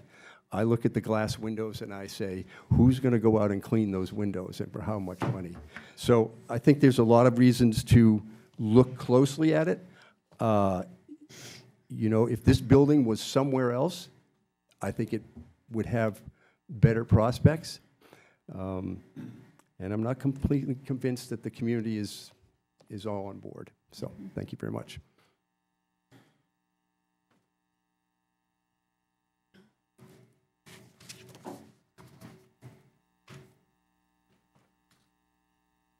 Don Miskill, the new chair of the Mitchell Field Committee, Mitchell Field steward. When Mitchell Field was operating as a fuel depot for the Naval Air Station, it had a function and a fence across the waterfront. That's no longer the case. Today, that fence is gone. The waterfront is used by folks year-round for a wide variety of purposes: swimming, scuba diving, fishing, shoreline exploration, kayaking, dinghy launching, day camps, nature camps, family picnics, reunions, lobster boat races, dogs enjoying the sunsets, dark skies events, all occur at the waterfront. The field itself is used for a variety of purposes: band concerts, special events, walking and hiking, running races, solstice celebrations, kite flying, drone flying, and many more things that people like to do in just using the open space. The Mitchell Field Committee has for years evaluated use of the waterfront and long-range plans for its continued enjoyment. A waterfront working group has also looked at how the boat launch should be integrated with all the other current uses. After due consideration, the consensus was that the admin building was an impediment and needed to be removed. The waterfront should be left as open space until the boat launch is built and operating, so we can evaluate what the vehicle and pedestrian traffic impacts would be. Would we need to deconflict beach traffic and boat launch traffic? And what, if any, physical building requirements might be needed? That initial recommendation was communicated to the Select Board in August of last year and remains unchanged. Take the building down. The proposal for the admin building would completely obviate any future plans for the waterfront and impact current uses. It would be right in the middle of the waterfront in front of the causeway. It includes building a stage on the waterfront side of the building. People don't want a building there, they want open space. I hear that question all the time. I am over at the field year-round and 6 days, 7 days a week in the summer. When's the building going away? Whether the percentage is right, about 119 acres, I don't know, but people don't want to look at it. They want that open space so they can sit and enjoy the water and the sunset. Additionally, the parking proposals that they have would remove the loading and unloading area and vehicular access to the waterfront, which would definitely impact beachgoers. You are correct. We can put 400 or 500 cars up in the east end of the lower meadow. That's a long walk from the waterfront for even the uses that you've proposed. There is very little parking right at the waterfront. And I can tell you in the summertime, it's all full all day, and nobody's lined up to go in that building. So proposing indoor uses for the building would only exacerbate that. There is very little, and if you want to have a function there, there's almost no handicap parking anywhere. Look at the band concerts. The reason the gazebo is where it is we did a very studied look with the Mitchell Field Committee, the Rec Committee, and the bandstand group at the time, and we put the gazebo up where it is because it's close to that large parking area. And the thing they wrestle with week in and week out is where all the elderly and handicapped people all want to be, right next to the gazebo. You can't do that at the waterfront. The proposal in here says we're going to block it all off. So what happens to all the kayakers that show up and the scuba divers and everybody else? They got to schlep everything to get down to the waterfront. Most of the uses proposed for this building are indoor. They don't need to be at the waterfront. While it's nice to say we're going to enjoy the concert and look at the sunset, it's not a requirement for all the other proposed indoor uses. We're not saying that those are bad ideas. They just don't need to be right at the waterfront. It's just trying to bring more people down where we have very limited parking. And that's what Spike talked about, dispersed parking. We took a hard look at that parking issue and said we need to disperse parking for people that don't, if it's an indoor use, they don't need to be right near the water. They can be somewhere else. And that's what the 30,000-foot look hopefully will do, is figure out where else that can be done. And I would say what's important are the uses proposed for the building what's most important, because we don't feel that the building itself is what's important. If the uses are important, for that matter, there's a building right down the road. It's got a lease sign hanging out, ready to go. We don't need to figure out where we're going to get water. We don't need to dig a septic field. We agree. We need restrooms. But there are restroom options that don't involve piping water all the way down to the waterfront and getting a septic field. So the committee stands by its original recommendation to put the demolition article on the warrant, take the building down. And, the questions about what's in the hazardous material remediation thing, that's a call to John Cressy, who wrote the report.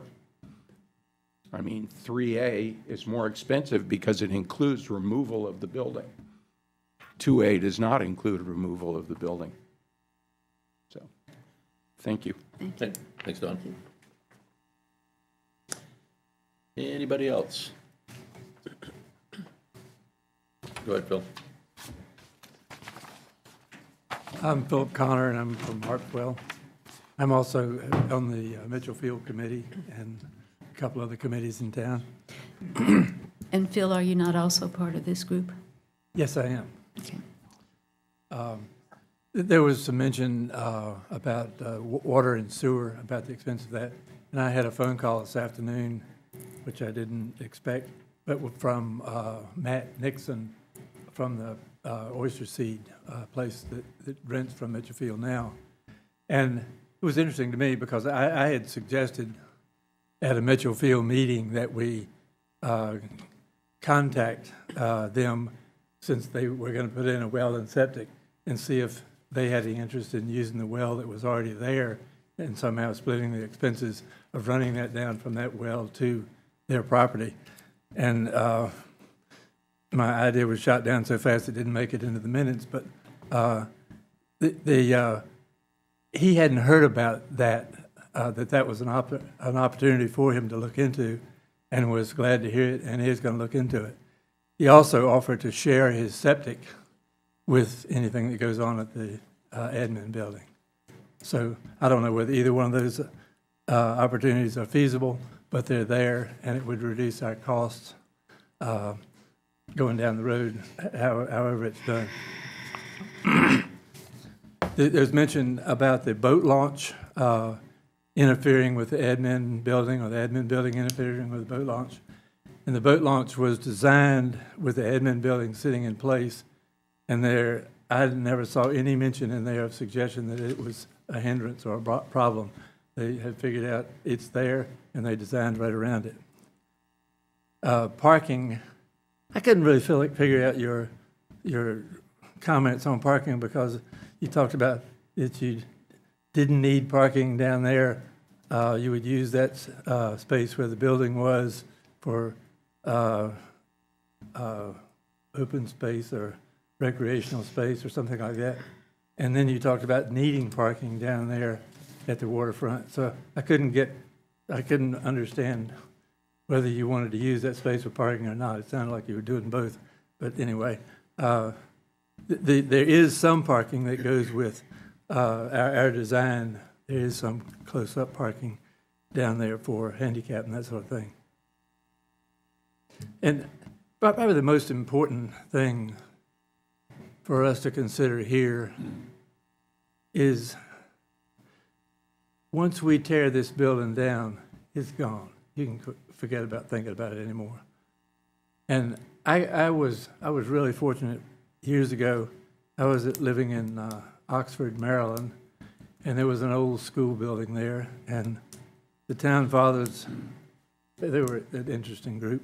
One of them wanted to put in a lacrosse field in town, and that was a long time ago, and people in Oxford, Maryland had never heard of lacrosse.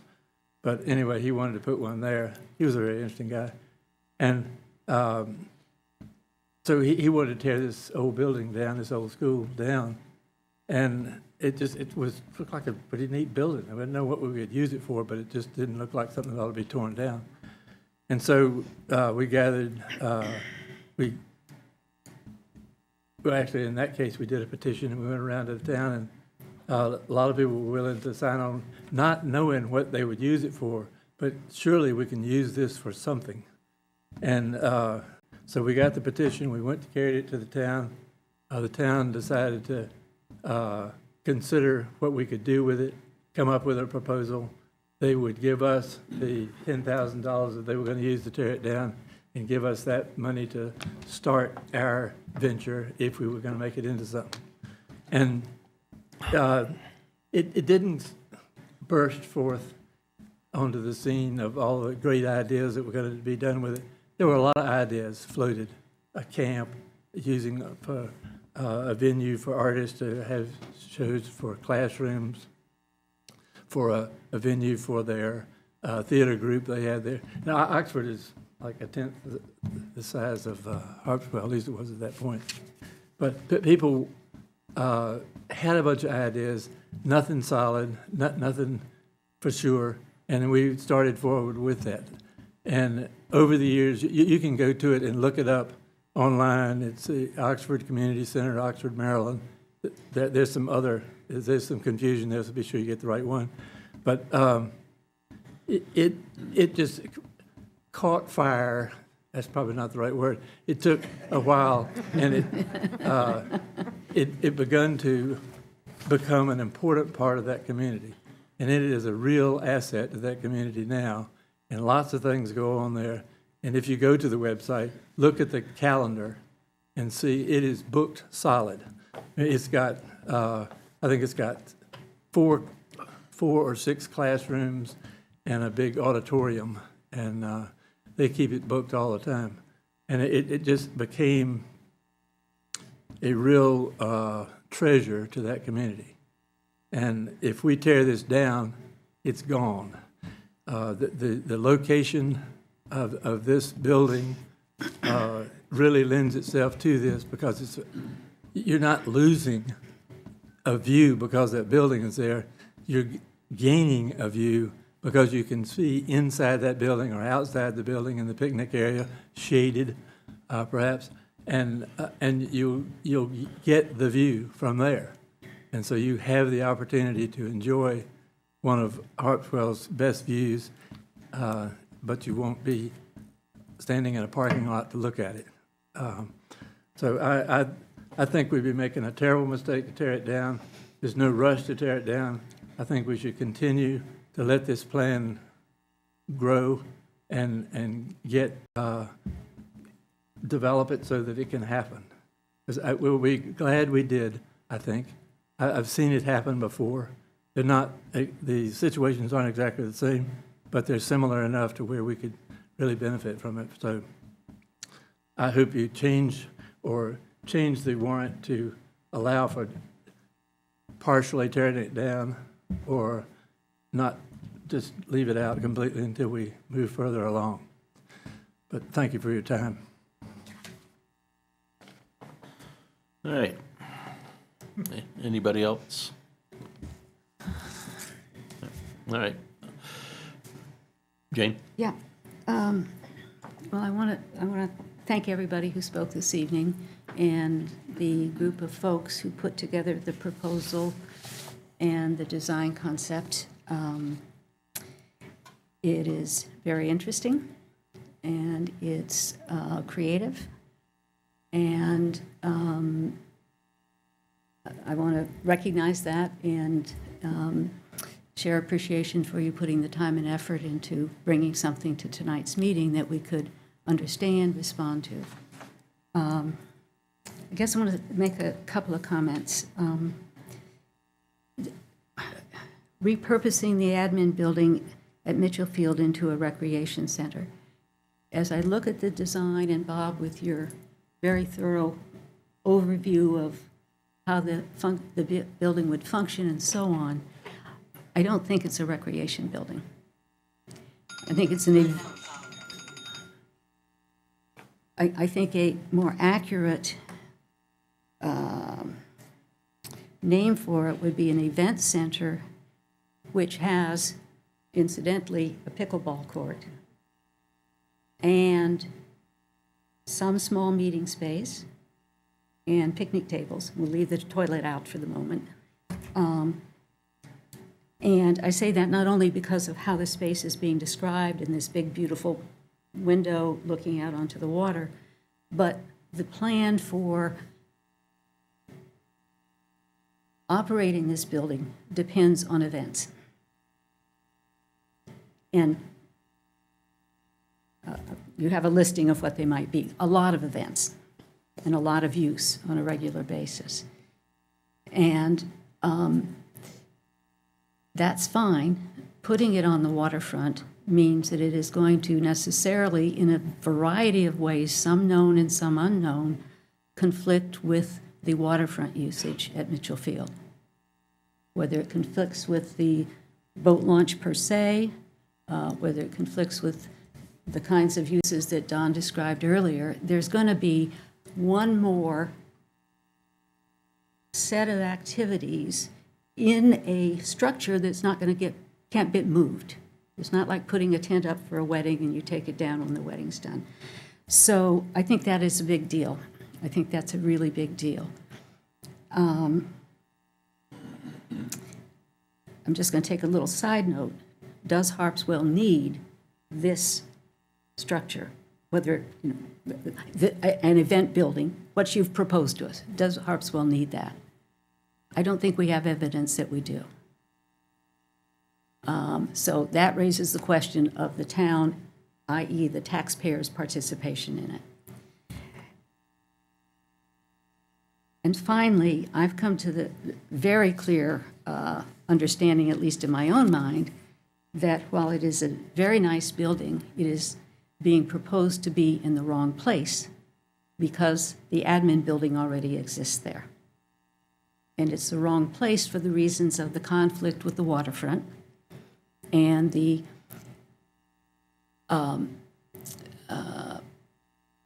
should it be developed that way, should there be an endorsement to go forward to develop it, then looking afresh at the waterfront and perhaps the whole field, as one group of people would like to do, but looking at the waterfront to determine how it's used once the boat launch is put in and we see what that activity is and what ancillary things might come along with that is precluded because the prime space is taken up by a building structure. So that's a concern to me, that it forecloses the evolution of that waterfront in ways we may not understand or even imagine right now. So I think it's the wrong building in the wrong place on Mitchell Field. We've had a lot of the surveys of Mitchell Field have shown that it is primarily used by people on the west side of town. Location, location, location means a lot. And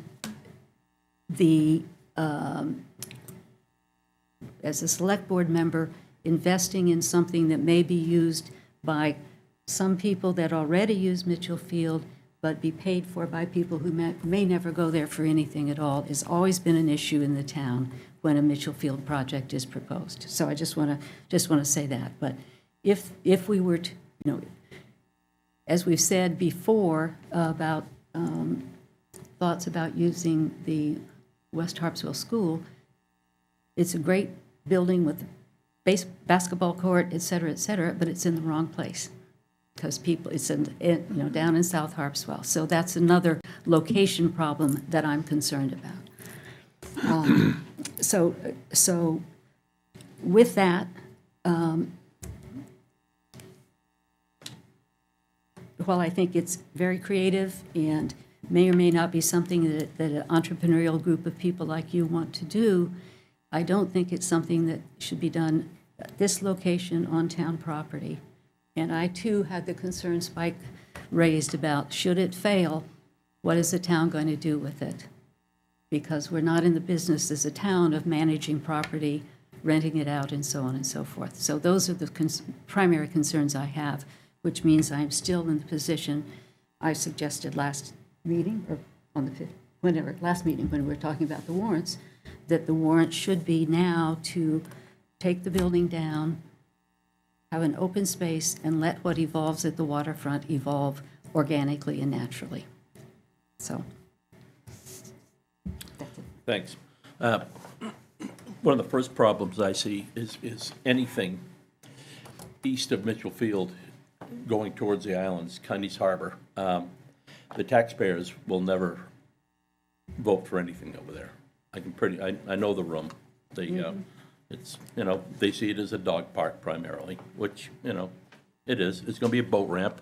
Eventually, I'd like to see trap storage there, winter storage for the fishermen in town, boat storage, that type of thing.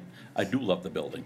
I think your concept's fantastic, but I don't think that the money can be raised to do it. If you're looking for grant money, anything like that, look at the news. Things are drying up. my wife's in that world, you know, and they're looking at each other, trying to figure out what the hell's going on. You know, I've said for years, I want to see the building come down, unless somebody had you know, an idea, but I just don't think financially it can be done. I like your report, most of it, there's some things in there didn't need to be done, but I just don't think it's gonna work. I wish I did. I'm torn on this. All week I've been back and forth, you know, what the hell are we gonna do with this place, you know? And I'm afraid I just gotta go along with Jane, as much as I don't want to. Sorry, Jane, but it you know, this isn't feasible. The fact, you know, the town and any of the taxpayer dollars running the water down, I think there was an estimate of 70,000, even if you split it with Matt, and then he talked about letting us use the sewer. How big's his leach field?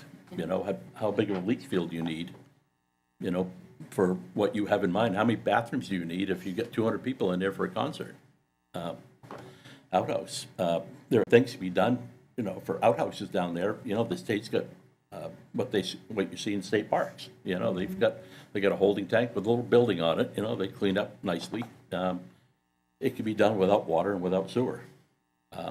But I just don't see a way clear that that's going to work. If you want to take that building and move it up the hill, different ballgame, or something similar. But I have to go along with what we have in the warrant, bringing the building down. So what this group has done is used this initial framework that we've asked them to do, and they've done it. And I think what their proposal is for a building that actually needs to be on the waterfront. The proposals are to enhance the waterfront, not to get in the way. So I don't know. I don't think it's up to us, frankly. It's owned by the town. It's owned by the people of Harpswell, and that's where the decision should be made. Whether we put this on the warrant along with demolition to see which one wants to fly, I don't think it's our decision. Nope. Town meeting date, have your presentation there, have your handouts, you know, it's a ballot vote. We've done. So it's floor vote? You It said would ballot vote. be, it would be a floor vote. Oh, that's Yeah, right, floor yeah. vote. Yeah. But set up your, you know, people come in and make your pitch. And I just want to say, I think, but it is our responsibility to write a warrant and put a warrant before the town meeting. And Yes. Yeah. at least two of us are agreed that the warrant to demolish it is the right one. I don't know where Right, you but stand, the- David. But whether to go forward with this proposal or not should be up to the voters, not us. I mean, they've done everything we asked them to do. They're asking us to give them many more years, several more years to do it, yeah. Right, at least one more year to get rid of the VRAP issues. You know, I don't So what are you? I don't think it's our decision to whether go forward with this or not. They've done what we wanted them to do.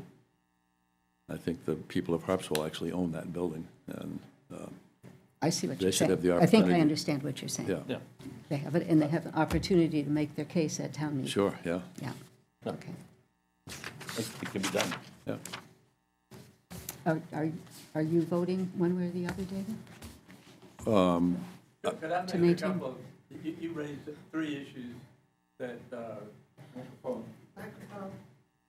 I didn't know whether they would let me go to the microphone.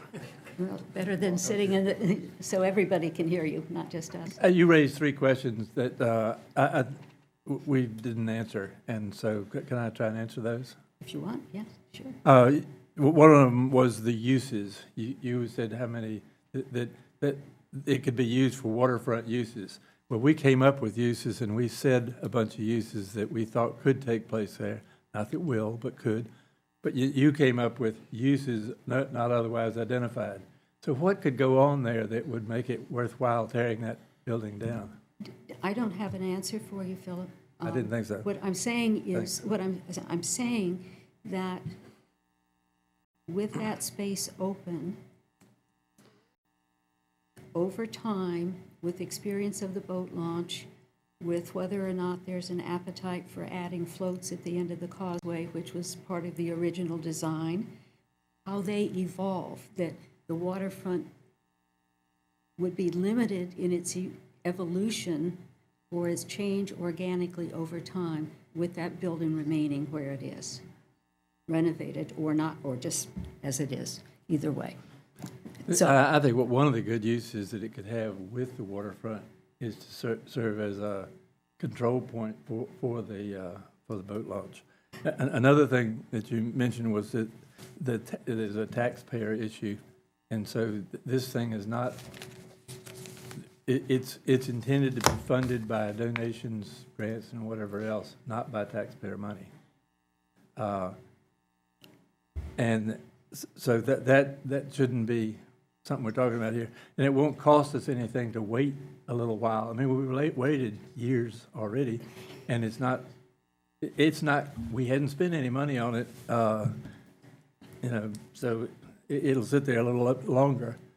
And there was a question about what will you do with you if it fails, if this thing fails to come about. And if it fails to work out, tear it down then spend the money.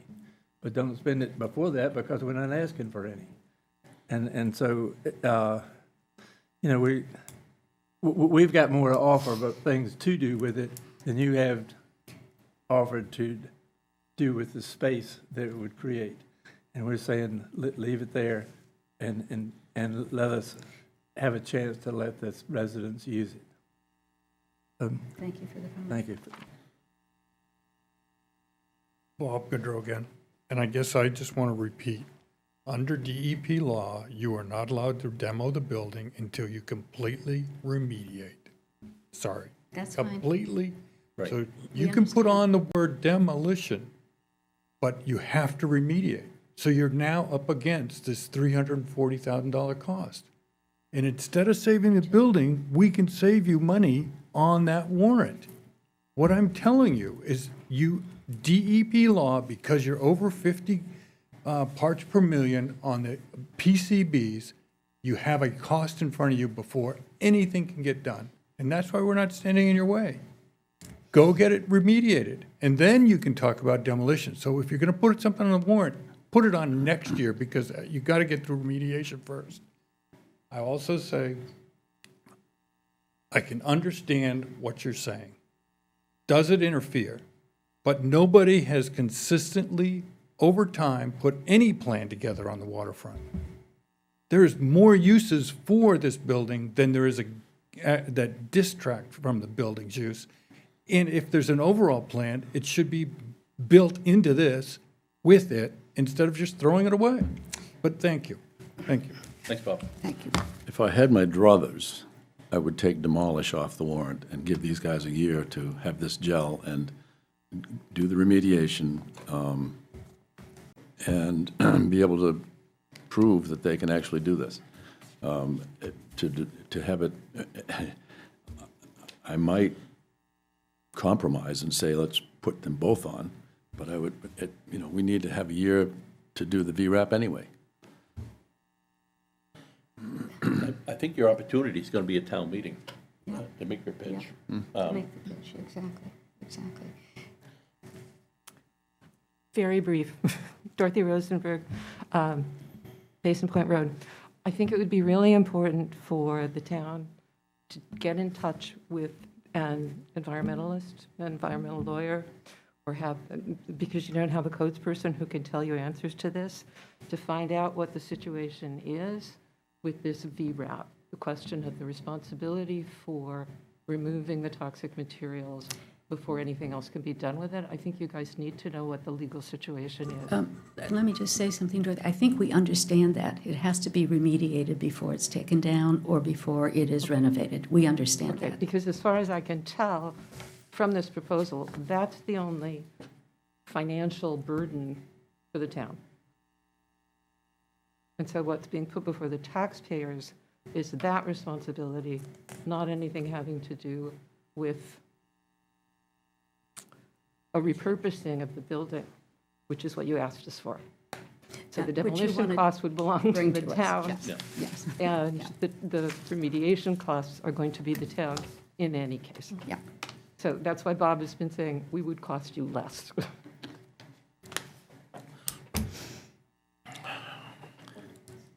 Anything more? Sorry. Last bit. You can talk about remediation costs and all your little costs all you want, but there's a fundamental philosophical thing trying to be sorted out here, which is the building, even in its new state, the right thing for the waterfront? And so we can respectfully disagree about that, but I think you need to, the one way to get the answer to that is to put the warrant article up about demolition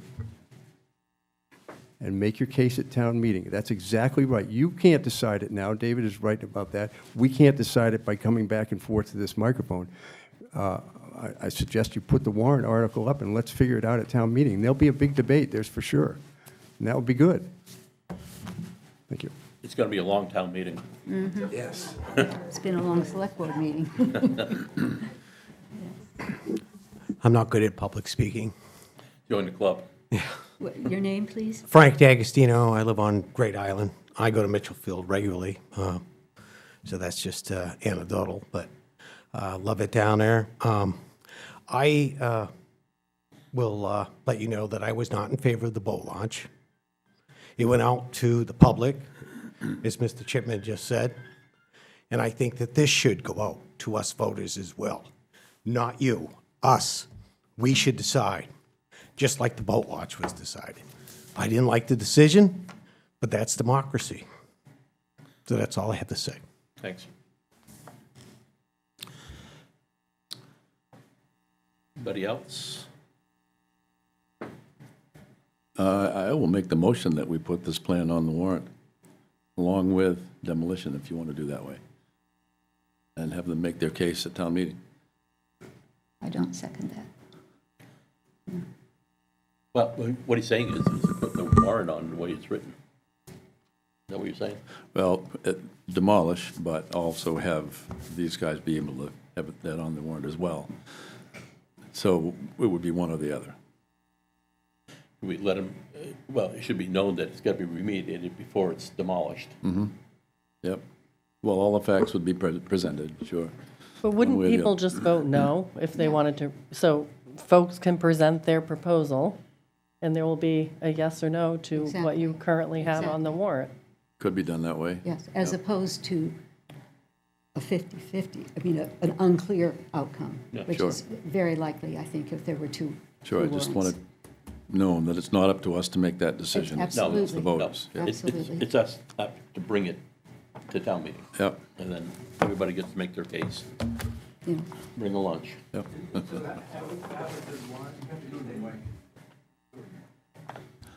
What they're proposing is that we leave it as it is, and they will be a demolish item on the warrant, and that this group has an opportunity to speak against that and make your own proposal. Yes. Is Yes. that what you're saying? Yeah. So we'll come out with a so we will come out with a decision one way or the other. Correct. Yes. Yeah. I can stand by either one. Yep. Okay. Is that a motion? Well, I don't think we need a motion. Leave it as is. As Yeah. is, where is? Yeah. Yep. All right. I guess we're good then. What's that? Thank you. Oh, well, seemed a little late, but public comment?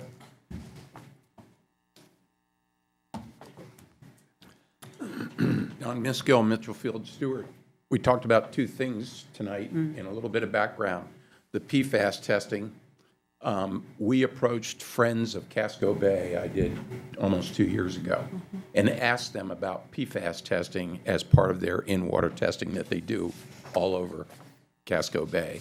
And at the time, they came back and said, no, we don't currently do that, and Bigelow Labs controls it. And then literally like a month and a half or 2 months later, Paul Plummer came back to me and said, they just gave us 10 test points, and they are going to test for TFAs. So Paul gave we, the Mitchell Field Committee, a choice of 3 spots. So we're going to do 2 test points below the causeway where the creek exits that drains probably 90% of the field. And if we spot something there, then we'll work our way back up and do more PFAS testing. One of the test points is north of the causeway where Merry Meeting Shellfish takes their water and discharges it. That's the first one. I approached Cumberland County Soil and Water District a year ago to say, hey, we're experiencing, after the big storms, more erosion along the bluff. And I never heard from them until what you commented tonight. There are some points along the bluff where we have additional erosion, and the ocean is coming up more. So that is great news. Thank you. Anybody else for public speaking? Comment? No? Other business, Christie, anything?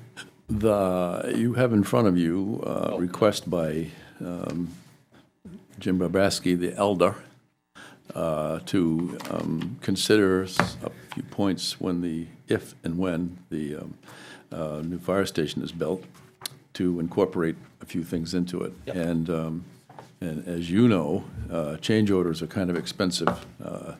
They need to be thought of ahead of time. So things like running conduit, they don't need to put all that stuff in yet, but having the ability to put it in, I think, is pretty important. So I would like to give it to the Fire and Rescue Committee to see what things they would like to see in it and deal with it before the plans are all drawn up. And maybe bring it on a Sunday, right? Kellogg Church? Yeah, good, yeah. Is that their get-together? Sure, yeah, Sunday, yeah, it's a Yeah. informational meeting, yeah. Yep. Yeah. That just reminded me, we did receive an email from Paul Solsalski this afternoon. Yes. And I did send it to the select board. There are 3 LDs coming up, well, at least we have to submit comments by next week. One is LD 407, an act to prohibit the use of aqueous film-forming foam at the former Brunswick Naval Air Station.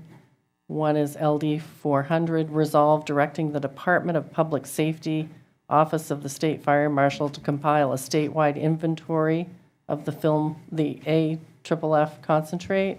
And one is LD 222, an act to establish a take-back and disposal program for firefighting and fire suppressing foam involving PFAS. So he would like the board to go forward. Approve the latter. Okay. Yeah, Yeah. I so move. To submit comments in Yeah, support of those LDs. you So guys have seen that I letter. wanted to make sure that you were all on board with that. I'm in favor of it, I move that we send it. I seconded and thank Paul for responding Yep. so quickly and giving it to us in this time. Great. Any Thank you. discussion out there on this? Nope. All in favor? All right, anything else? No, I think that's it. In that case, we're adjourned.